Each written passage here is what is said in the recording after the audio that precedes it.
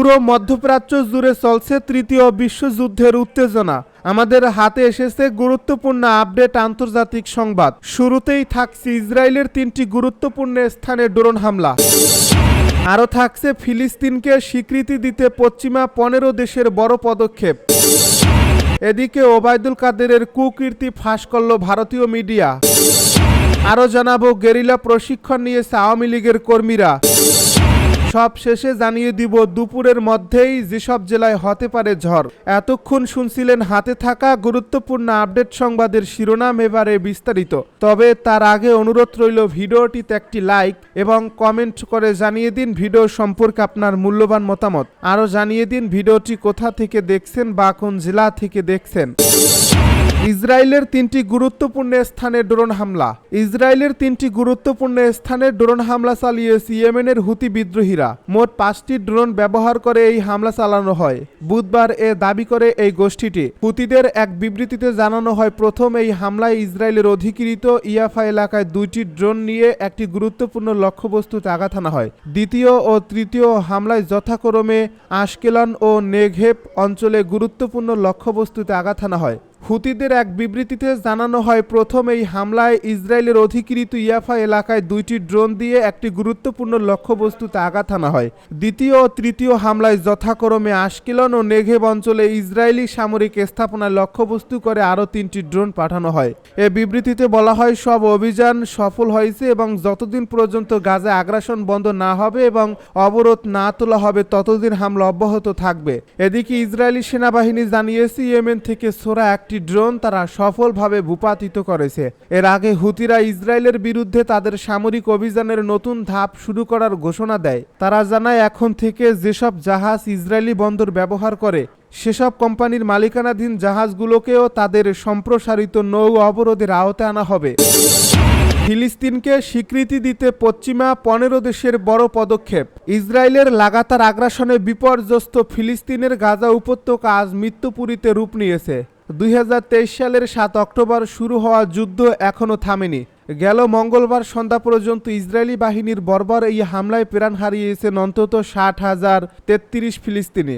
যুদ্ধের কারণে এই ভূখণ্ডে ভয়াবহ খাদ্য সংকটও দেখা দিয়েছে। প্রতিদিনই অনাহারে মৃত্যুবরণ করছে বহু মানুষ, দীর্ঘ হচ্ছে লাশের মিছিল। এই মানবিক বিপর্যয়ের প্রেক্ষাপটে আন্তর্জাতিক মহলে ক্ষোভ ও সমালোচনার ঝড় উঠছে। এমন পরিস্থিতিতে এবার ফ্রান্স সহ অন্তত 15টি পশ্চিমা দেশ একত্রে ফিলিস্তিনকে একটি স্বাধীন রাষ্ট্র হিসেবে স্বীকৃতি দেওয়ার আহ্বান জানিয়েছে। নিউ ইয়র্কে অনুষ্ঠিত এক গুরুত্বপূর্ণ সম্মেলন শেষে যৌথ বিবৃতিতে এই বার্তা দিয়েছে তারা। মঙ্গলবার রাতে নিউ ইয়র্কে অনুষ্ঠিত এ সম্মেলনের আয়োজন করে ফ্রান্স ও সৌদি আরব। দশক ধরে চলে আসা ইসরায়েল ফিলিস্তিন দ্বন্দ্বের শান্তিপূর্ণ সমাধানের লক্ষ্যে দ্বিরাষ্ট্রভিত্তিক পথ খোঁজার প্রয়াস হিসেবে এই সম্মেলন অনুষ্ঠিত হয়। সম্মেলন থেকে ফ্রান্স ও আরও 14টি দেশ একসঙ্গে স্পষ্ট বার্তা দিয়েছে, আমরা ফিলিস্তিনকে স্বীকৃতি দিতে প্রস্তুত এবং যারা এখনও দেয়নি তাদেরও এই পথে এগিয়ে আসার আহ্বান জানাই। ওবায়দুল কাদেরের কুকীর্তি ফাঁস করল ভারতীয় মিডিয়া। টেলিগ্রামে চাঁদাবাজি, অনুমোদিত গ্রুপ পরিচালনা ও রাজনৈতিক কার্যক্রমে অর্থ সংগ্রহের অভিযোগে এবার ওবায়দুল কাদেরের বিরুদ্ধে বিস্ফোরক তথ্য প্রকাশ করল ভারতীয় সংবাদ মাধ্যম। ক্ষমতা হারানোর পরেও আওয়ামী লীগের এই শীর্ষ নেতা কিভাবে ভার্চুয়াল মাধ্যমে দল পরিচালনা ও অর্থ আদায়ের চেষ্টা করছেন তা তুলে ধরা হয়েছে ওই প্রতিবেদনে। টেলিগ্রাম সেশনে শেখ হাসিনার সামনে কথা বলতেও লাগে টাকা অভিযোগের কেন্দ্রে ওবায়দুল কাদের। আগামী 5 অগাস্ট যে দিনটি শেখ হাসিনার ভারত আশ্রয় নেওয়ার 1 বছর পূর্ণ হবে, তার আগেই আওয়ামী লীগের ভেতরে তীব্র অস্থিরতা তৈরি হয়েছে।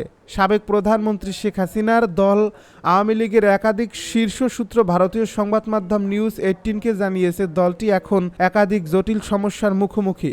বাংলাদেশে এই দলটি নিষিদ্ধ হওয়ায় নেতারা খুব একটা অবাক না হলেও টেলিগ্রাম প্ল্যাটফর্মে দলীয় নেতাকর্মীদের কথা বলার সুযোগ করে দিতে টাকা আদায়, অনুমোদনহীন গ্রুপ গজিয়ে ওঠা এবং এসব গ্রুপে গোয়েন্দা সংস্থার অনুপ্রবেশ, এসব ঘটনায় বিস্মিত আওয়ামী লীগের শীর্ষ মহল।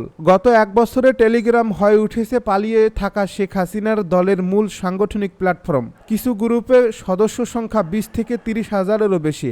প্রতিদিন রাত 9টার পর থেকে গভীর রাত পর্যন্ত চলা এই ভার্চুয়াল আড্ডায় অংশ নিচ্ছেন কেন্দ্রীয় নেতা, বর্তমান সাবেক সংসদ সদস্য, জেলা ও উপজেলা পর্যায়ের নেতারা। তবে আওয়ামী লীগের নির্ভরযোগ্য সূত্রগুলো নিউজ 18কে জানিয়েছে, এমনকি যখন শেখ হাসিনা কোনো টেলিগ্রাম সেশনে উপস্থিত থাকেন তখনও কে তার সামনে কথা বলবে তা নির্ধারণে অর্থ লেনদেন হয়। এ বিষয়ে সন্দেহের কেন্দ্রে রয়েছেন দলটির সাধারণ সম্পাদক ওবায়দুল কাদের। ওবায়দুল কাদেরের এখন নিজের রাজনৈতিক কর্মকাণ্ডের মঞ্চ হিসেবে টেলিগ্রামকে বেছে নিয়েছেন। প্রতিদিন একাধিক গ্রুপে নিজে কথা বলার সময়সূচি ঠিক করেন এবং প্রায়ই বলেন ঢাকা ঘেরাও করার ডাক। তবে তার বক্তব্যে সময়সীমা বা বাস্তব পদক্ষেপের নির্দিষ্ট পরিকল্পনার অভাব আছে বলেও অভিযোগ। দলটির এক সিনিয়র নেতা নাম প্রকাশ না করার শর্তে নিউজ 18কে বলেন, ওবায়দুল কাদেরকে এখন কর্মীরা প্রত্যাখ্যান করছে। তিনি নিজেকে প্রাসঙ্গিক রাখার জন্য টেলিগ্রামে অসংখ্য গ্রুপ তৈরি করছেন। এগুলো দলের জন্য নয়, একটি অর্থনৈতিক প্রতারণা চালানোর জন্য। শীর্ষ নেতৃত্ব জানতে পেরেছে তিনি দলের সিনিয়র নেতা, সংসদ সদস্য ও সাবেক মন্ত্রীদের কাছ থেকে টাকা নিয়েছেন যাতে তারা শেখ হাসিনার সঙ্গে ভার্চুয়াল বৈঠকে অংশ নিতে পারেন। গেরিলা প্রশিক্ষণ নিয়েছে আওয়ামী লীগের কর্মীরা।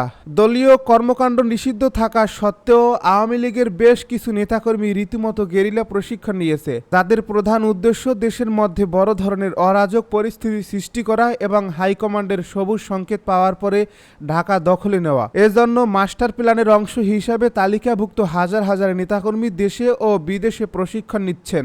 ইতিমধ্যে কোর গ্রুপের একটি বড় অংশ প্রাথমিক প্রশিক্ষণ শেষ করছে। সম্প্রতি পুলিশের হাতে গ্রেপ্তার হওয়া এ চক্রের কয়েকজন সদস্যের কাছ থেকে চাঞ্চল্যকর এমন তথ্য পাওয়া গেছে। সরকারের নির্ভরযোগ্য একাধিক সূত্র যুগান্তরকে বিষয়টি নিশ্চিত করেছে। সূত্রটি আরও জানায়, অবাক হওয়ার বিষয় হলো যারা প্রশিক্ষণ নিয়েছে তাদের একটি অংশ অবসরে যাওয়া সরকারি কর্মকর্তা কর্মচারী যারা এখন আওয়ামী লীগের রাজনীতির সঙ্গে যুক্ত। এছাড়া প্রশিক্ষণ নিয়েছে নিষিদ্ধ ছাত্রলীগের বেশ কিছু নেতাকর্মীও। প্রশিক্ষণ হয়েছে দিল্লি, কলকাতা ছাড়াও রাজধানী ঢাকায় এবং গোপালগঞ্জ সহ দেশের বিভিন্ন স্থানে। চূড়ান্ত সফলতা অর্জনের আগ পর্যন্ত এ প্রশিক্ষণ অব্যাহত রাখার পরিকল্পনা রয়েছে আওয়ামী লীগের। এরই অংশ হিসাবে 8 জুলাই রাজধানীর একটি কনভেনশন হলে 400 জনকে প্রশিক্ষণ দেওয়া হয়। ওই প্রশিক্ষণ চলাকালে কনভেনশন সেন্টারে দেওয়া হয় সরকার বিরোধী নানা স্লোগান। সূত্রটি আরও জানায়, কনভেনশন হলে প্রশিক্ষণের তথ্য পেতে 13 জুলাই রাজধানীর একটি আবাসিক এলাকায় অভিযান চালায় আইন প্রয়োগকারী সংস্থার বিভিন্ন ইউনিট। ওই অভিযানে গ্রেপ্তার করা হয় 2 জনকে। এরা হলেন সোহেল রানা ও শামীমা নাসরিন শম্পা।